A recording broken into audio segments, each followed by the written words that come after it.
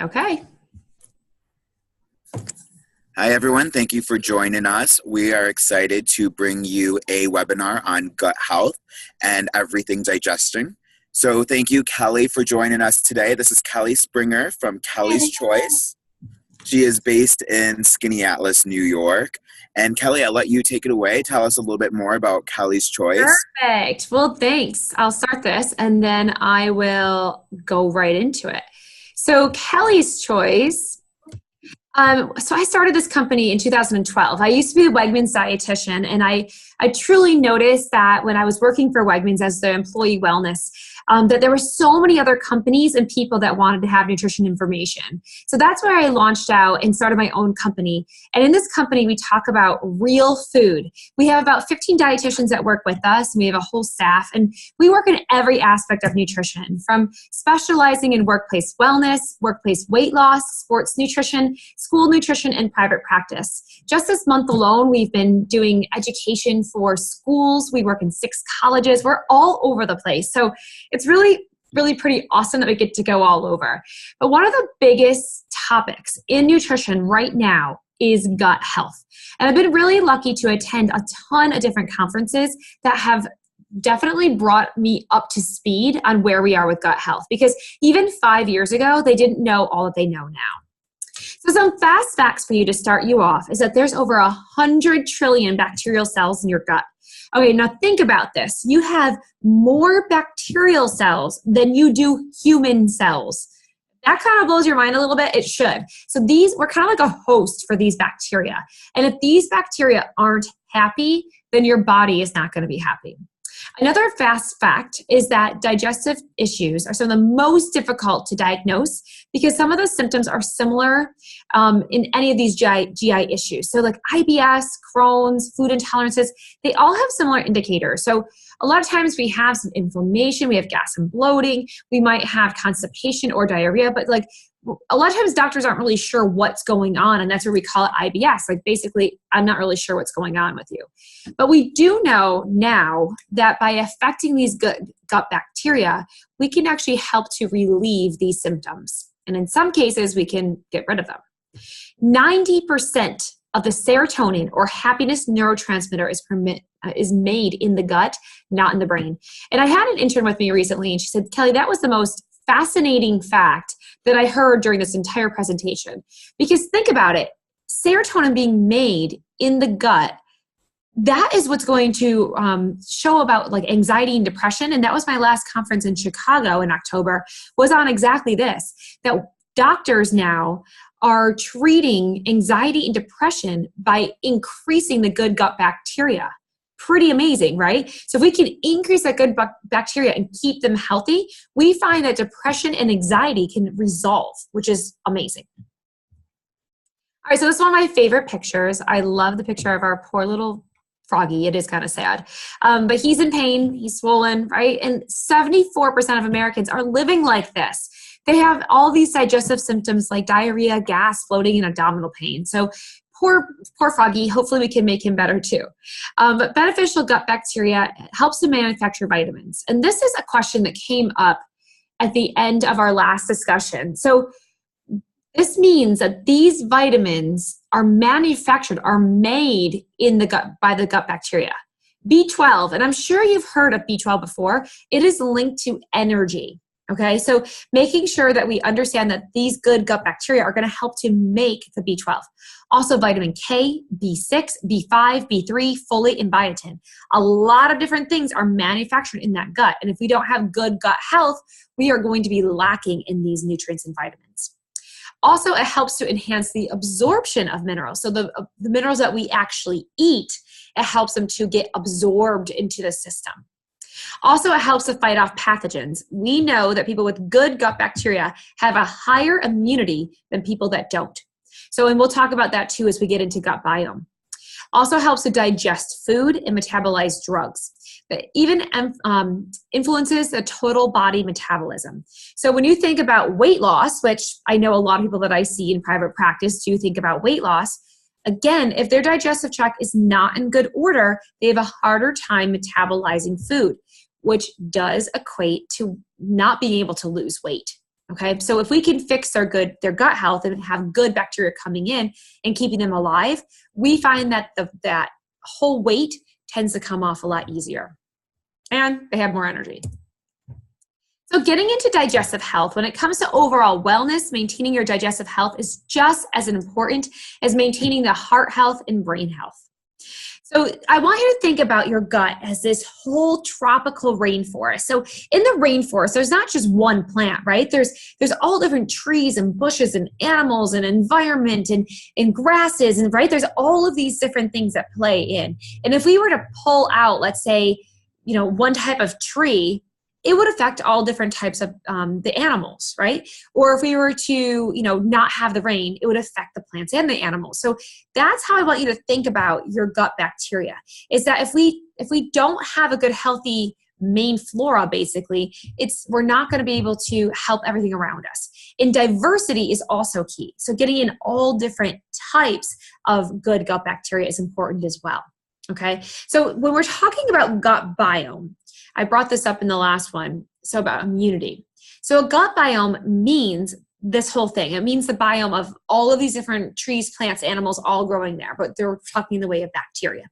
Now, this gut biome can be affected by many things. So it can be affected even as early as birth, okay? So while you're in the womb, if your mother and father had a poor gut biome, you're going to be affected by that. Now, if you were born naturally or cesarean, that's going to change your gut biome too. So now what they're doing, which I know this might sound kind of strange, but even if a baby is born cesarean, they're wiping some of the mom's gut biome onto the baby so that they get it right there at birth. The next thing is if you had antibiotic use during your life, that will affect your gut biome, or where you live. If you live in Japan versus the US, that might affect it too. But the good news is that even if you started off with a poor gut biome, you can help build it back up. Okay, so and that's the kind of cool thing about nutrition in general, that even if you got diabetes or heart disease or something else, a lot of times we can reverse it with proper nutrition and getting that back in. So it's not over, you still have a chance, okay? All right, so this is how digestion works. And it starts with the chewing process. And when I worked in bariatrics, we had to teach our patients to chew 10 to 20 times per bite before they swallowed. Now, I want you to think about if you were just eating lunch, or maybe you're eating lunch right now, or your last dinner. I want you to think how many chews you took per bite. I just ate a sandwich, and I probably ate it in about 2 seconds. Now that I'm going over this, that's why I love doing these presentations. I need to stop and slow down to chew. This will affect our digestive system and will affect our gut flora. We want to make sure we are chewing and slowing down. What happens next is the food goes into the small intestine.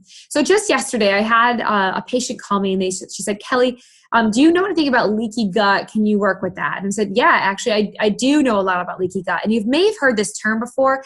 If you haven't heard this term, what it means is the digestive tract, all the way from your stomach down to your intestines, should be coated smoothly with this bacteria, okay? So it should have a whole mucosa all the way down into the intestine. But what would happen over time, like we just talked about, maybe with antibiotic use or stress or poor eating habits, some of these patches form. And with these patches, there's no protective barrier from the intestine wall to the outside.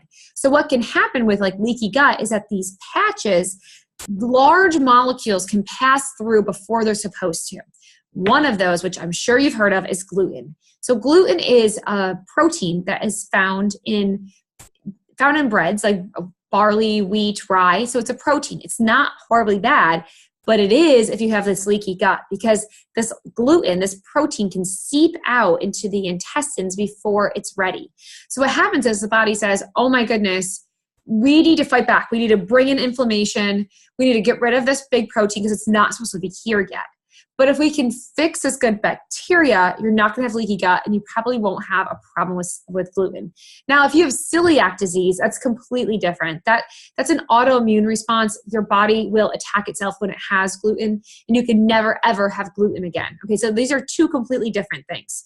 But with leaky gut, we find a lot of times with replacing with good gut bacteria, replacing with good healthy food, which we're going to get into in a minute, and also hydration, we can actually help fix this gut lining and actually heal the leaky gut. So that's what it means by breakdown of molecules. It does enter the bloodstream. Again, we're supposed to enter the bloodstream later on into digestion, so not way up high. And then it goes into the large intestine and waste products, and it's out of the body. All right, so now on to fiber. So just this morning, I was on Bridge Street, and we were talking about good fiber-rich sources. And before I went on, I was talking to the wonderful secretary, Sarah, who sits out in front, and she is having a problem with her cholesterol levels. And we were talking about fiber and fiber for gut health and fiber for all these things. The average American gets about 5 to 10 grams of fiber a day. We should be getting up to 25 to 30 grams of fiber a day. We are greatly, greatly lacking. And the crazy part is that our gut bacteria, we just talked about those 100 trillion bacterial cells, only live on fiber. Okay, so I want you to picture a goldfish. Now I can picture the goldfish that we won from the state fair.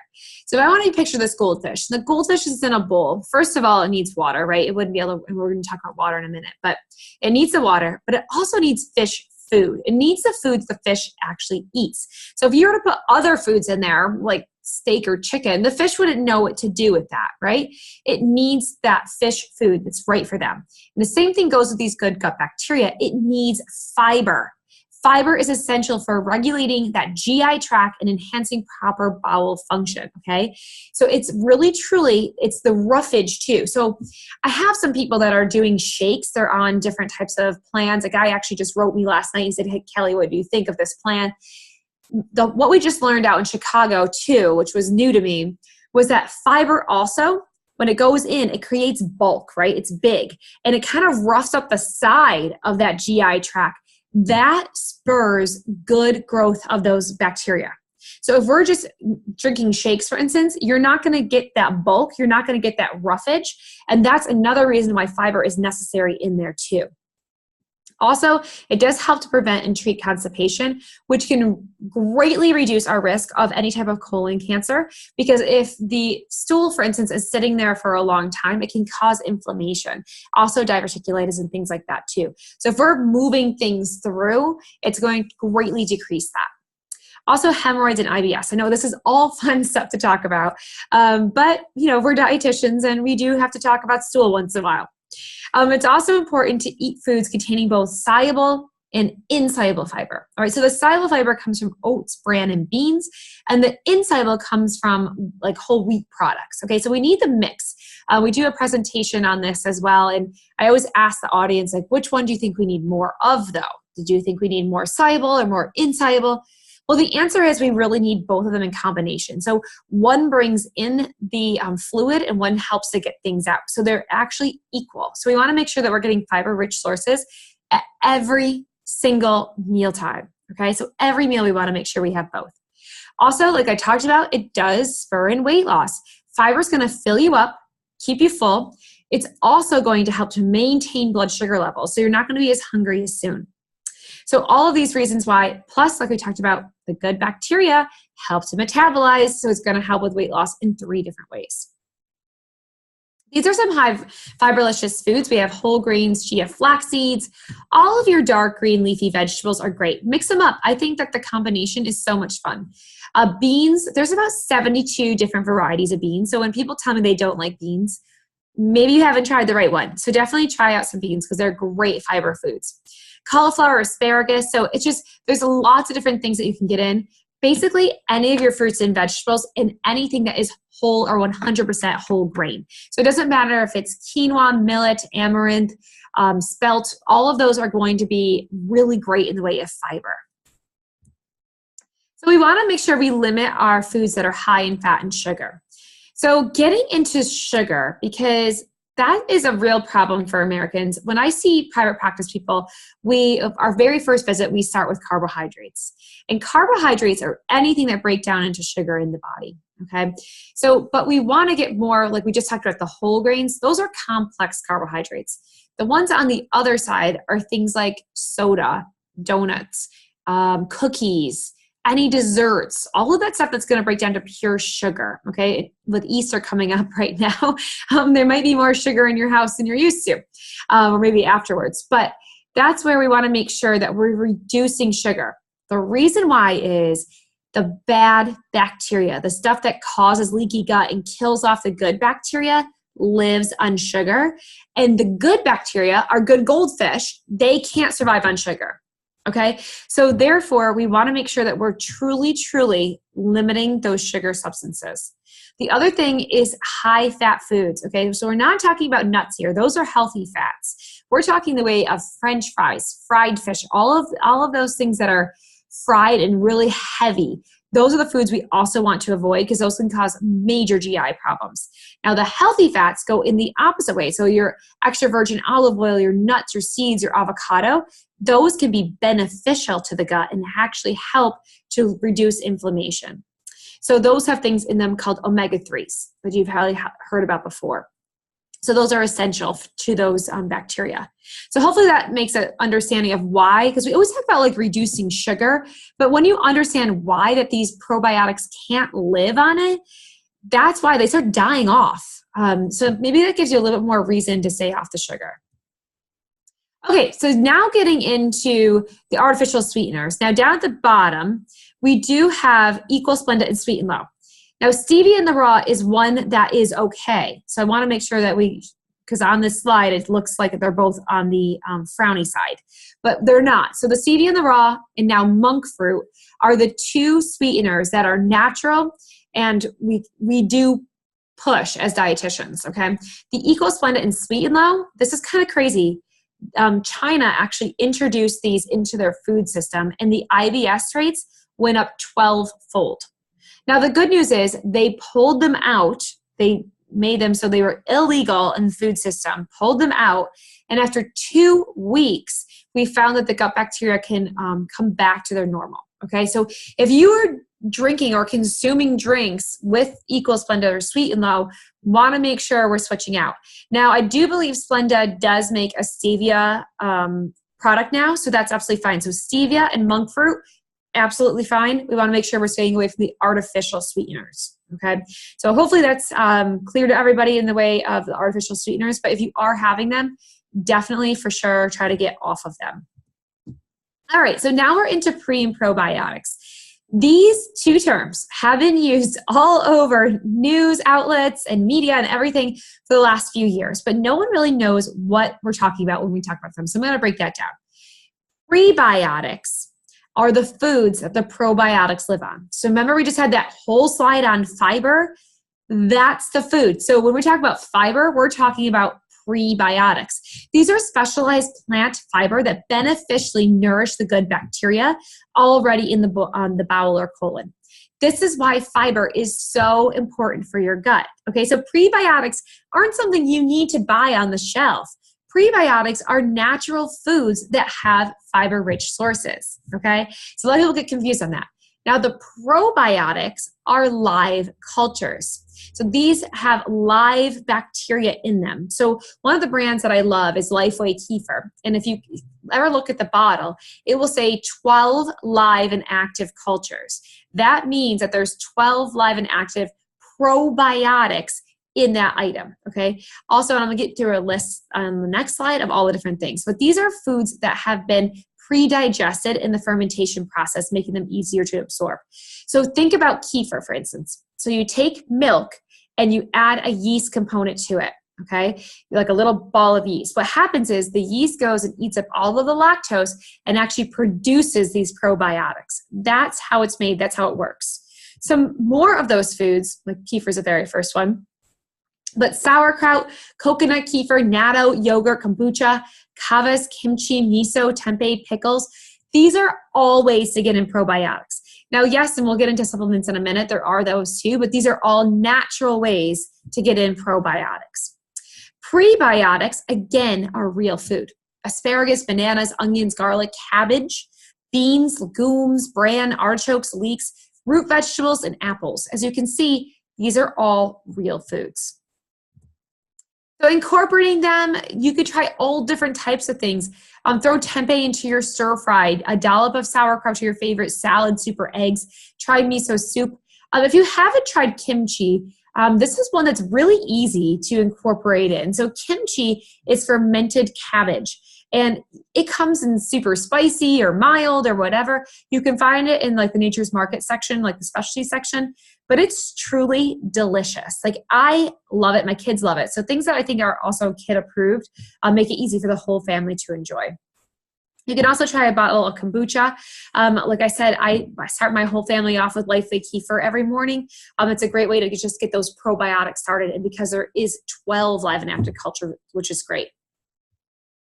All right, so getting into the supplement industry.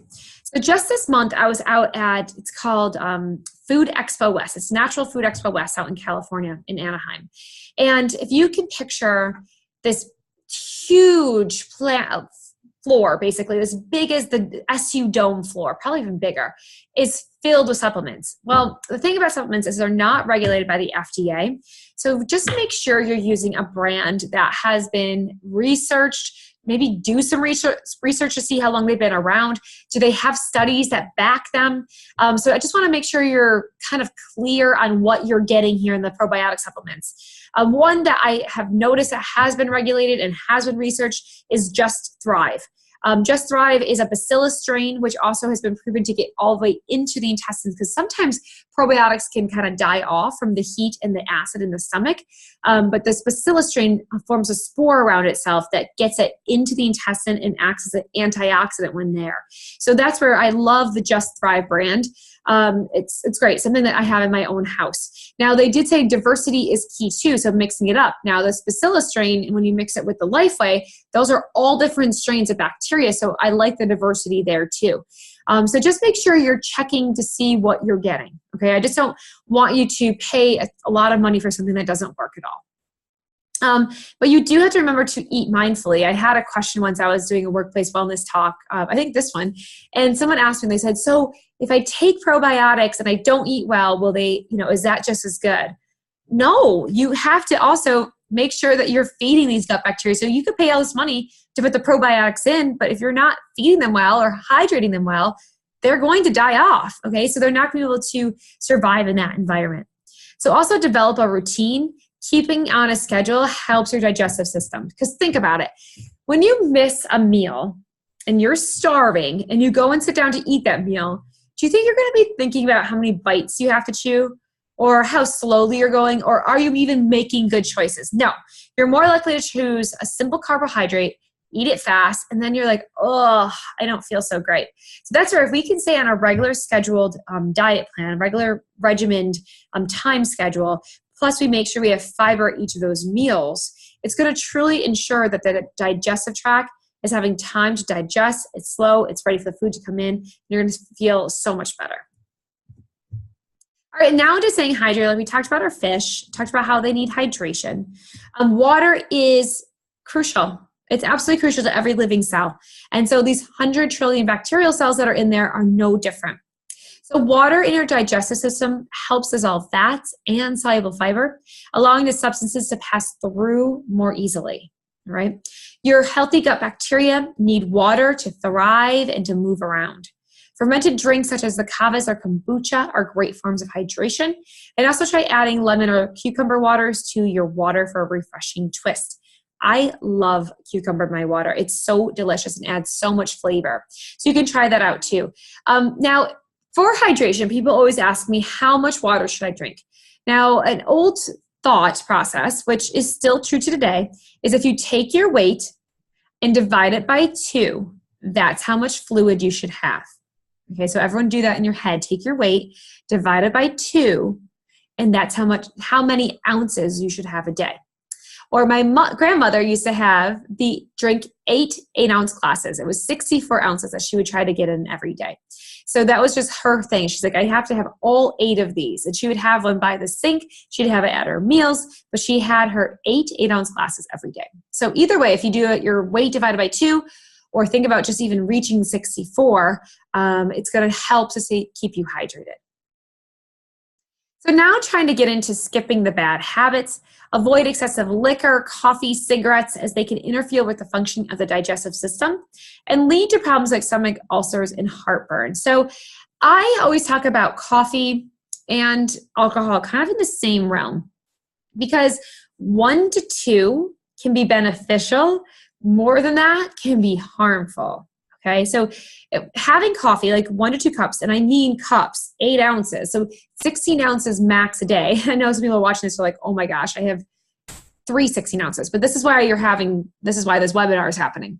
But that's where if you can have 1 to 2, it's been proven to help fight dementia, anxiety, all of these different things. Okay, and same with alcohol. So 1 to 2 can be beneficial. It has tons of antioxidants and all these great things as well, and also can help lower blood pressure and, you know, great stuff. But more than that, not so good. Okay, so make sure that we can have, a little bit of the coffee and alcohol, but not go excessive. All right, and just be watching that because that can truly affect your health. Exercise, I know you guys know this, but it's going to truly help you keep your food moving through your digestive system and reduce constipation. So making exercise even more, we talk about it for weight, maintaining weight, but we also want to make sure that we're helping our digestive system.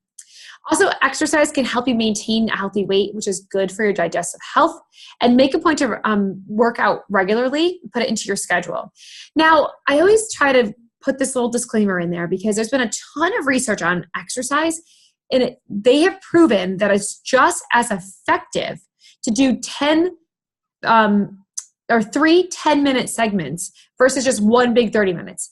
And for me, this really works because I'm so busy. I'm here, there, and everywhere. But if I can take 10 minutes and I walk to the post office and back, or I can take 10 minutes and just walk around the block, that's easier for me than blocking out the 30 minutes. Sometimes I get to, my friends in town, I get to run. But a lot of times I just get super busy and I'm doing emails and everything else. So if during the workday, if you can take just these little 10-minute segments, I'm telling you, it will really, truly make a difference in your body. Stress. Now, I don't think I know anyone who is free from stress. And it doesn't have to be a huge amount of stress. Some people probably right now watching this might be under a lot of stress. But this is where too much anxiety or stress can cause your digestive system to seriously malfunction. And I've been there, right? I've been in that place where everything's kind of a mess and that stress really can take over. But we have to find ways to manage the stress, okay? So definitely, we're really lucky that summer is on its way here. We're into spring. Just getting out and getting 10 minutes of sunshine on your face can give you all the vitamin D, which can help manage stress. Also, just going for that 10-minute walk, it's amazing. Think about how your worst day, and if you take that worst day and then just go for a 10-minute walk, how it will truly just kind of calm you down. Okay. Maybe it's in a way of a relaxation technique. We do a technique where we breathe in through our nose and out through our mouth. And that way you're just breathing in and you're breathing out. And it really, truly can help a ton to reduce that stress level. Okay. I know it's going to take practice to manage stress, and I know we all have it, but truly trying to manage it as much as possible will really, truly help your digestive system. Okay, so we're into the summary. Your gut is this entire universe, all right? It's huge. There's a lot of bacteria going on in there. And everything that you do to this digestive tract is going to impact your overall health, okay? So all of these things we talked about today, from eating fiber, making sure we get in probiotics, hydration, exercise, reducing some of that sugar, everything that we just talked about is going to greatly impact your health. Okay. Making sure you're meeting the fiber requirements. Now remember back, the fiber requirements are about 25 to 30 grams of fiber per day. I recently did a talk out at Cuga Mental Health, and I had all the women there. We had a whole group of women, and I had them keep track of their fiber. And it was surprising to me because in the audience, a few of the women were like, oh no, I definitely do. So the next time that we met, they were shocked that they were under where they thought they were. To reach the 25 to 30, you have to have a fiber-rich source food at every single meal and snack. So think about that. Fruits, vegetables, whole grains incorporated in every single meal, okay? So if we can do that, it's going to ensure that we have our fiber requirements. Make sure that you're avoiding the artificial sweeteners as your life depended on it. So these artificial sweeteners really are causing havoc in the digestive tract. It's like, think about if you had a rainforest and you put fire in there, right? Like you started a fire. That's kind of like what artificial sweeteners are doing. They're killing off part of that rainforest, okay? They're killing off that gut biome. Also, fermented foods are a great addition to a gut-friendly diet. Making sure, we just talked about fiber and it's not on here, but I just want to make sure as we increase fiber, if you don't increase hydration, you're going to have some problems. So make sure, because things can get stuck. So just make sure as we increase fiber, we're also increasing hydration. Okay. Picking up good habits like exercise, meditation are good for balancing metabolism and digestive systems. So all of these things together, it's not just one thing. It's all these little things that come together. And you don't have to be perfect. Believe me, I kind of may have gotten into the Easter candy for my kids yesterday. Okay, so I'm not perfect, but I really do try to get in the hydration and the fiber. And I do take the probiotics. So making sure you do these little things are going to make a huge difference in your health. So in your take-home challenge today, I want to make sure that you're getting in enough fiber and water. So making sure we're getting about 64 ounces of water and about 25 to 30 grams of fiber every day. Try out something that has probiotics. Try out the kefir. Our new favorite one, by the way, is the peach. It's absolutely delicious. Kombucha or kimchi for probiotics. Try eating mindfully at least one meal a day. What I mean by that is I want to see if you can chew per bite. So let's see if we can get at least 10 to 15 chews per bite. And this is a challenge for me too, because I'm a really fast eater. So let's see if we can do that this week or even at your next meal. See if you can chew 10 to 15 times per bite. If you do drink diet sodas or artificially sweetened drinks, try cutting them out this week. Try seeing if you can add in some strawberries or cucumber or lemon to your water to really kind of spice that up. Okay, so I hope that this helped you today. Some of the questions that we were receiving are things on weight loss, for instance. So, I mean, when I talk about weight loss, it's not just like I talked about gut health.